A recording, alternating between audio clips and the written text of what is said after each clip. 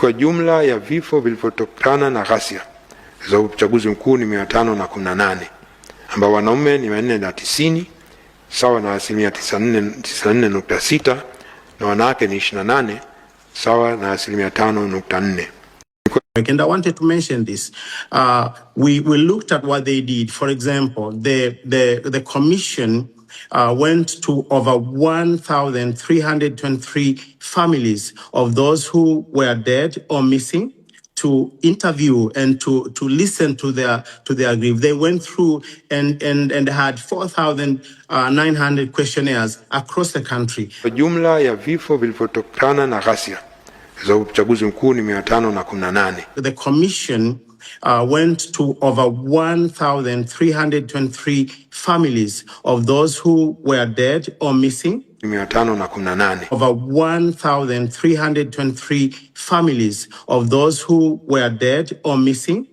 Hii ripoti ambayo ameitoa Jaji Othman Chande kuhusiana na mauaji ya Oktoba 29 mwaka jana inazidi kuibua kama mjadala mrefu sana miongoni mwa Watanzania, miongoni mwa wadau wa siasa na wananchi kiujumla, na kikubwa ambacho nakizungumzia ni takwimu ambazo alizitoa Jaji Chande kuhusiana na waliouawa na chanzo cha vifo vyao, hususan wale ambao waliouawa kwenye maandamano tarehe 29 na siku kadhaa baada ya uchaguzi. Sasa kwa mujibu wa Jaji Chande kwamba watu waliofariki dunia ni tofauti kabisa na idadi ambayo ilikuwa ikitajwa na vyanzo tofauti vya habari. Alisema kwamba waliouawa walikuwa ni watu 518 pekee, na zaidi pia akasema kwamba miili yote iliweza kutambuliwa na kuchukuliwa na ndugu zao kasoro miili 6 peke yake. Sasa Roba Mkatoliki na mwenyewe ameamua kutia neno lake kuhusiana na ripoti hii ya Jaji Chande, na akawa kama amehisi kabisa kwamba kuna uongo mwingi sana ambao wameshinda kujustify ama kuweka sawa. Sasa alikuwa ameweka sehemu ya interview ambayo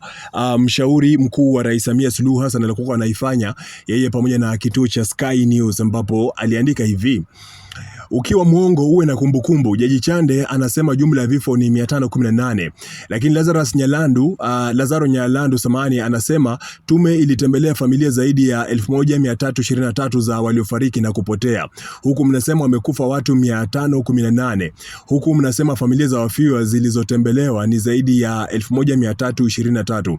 Minisi waliokufa ni zaidi ya 518. Basi waliozidi kujitetea ndio wanavyozidi kujitetea ndivyo wanavyozidi kujichafua. Unapoamua kudanganya usiongee sana, utaharibu. Ndio haya sasa, wanampaka mgonjwa uji mdomoni ili aonekane amekunywa uji. Sasa hii ndio caption ambayo alikuwa ameiandika Rhymes of Magic Attraction Roma Mkatoliki kwenye Instagram ya kwake. Sasa anasema kwamba it makes sense na ingia kilini kusema kwamba waliofiwa, familia za waliofiwa zilikuwa ni 1323. Ina maana kwamba kila familia angalau ilikuwa na mtu ambaye amefariki dunia. Maana wamesema kwamba walitembelea familia. Sasa familia 1323 ndio familia ambazo zilitembelewa na kila familia ilikuwa na mfiwa.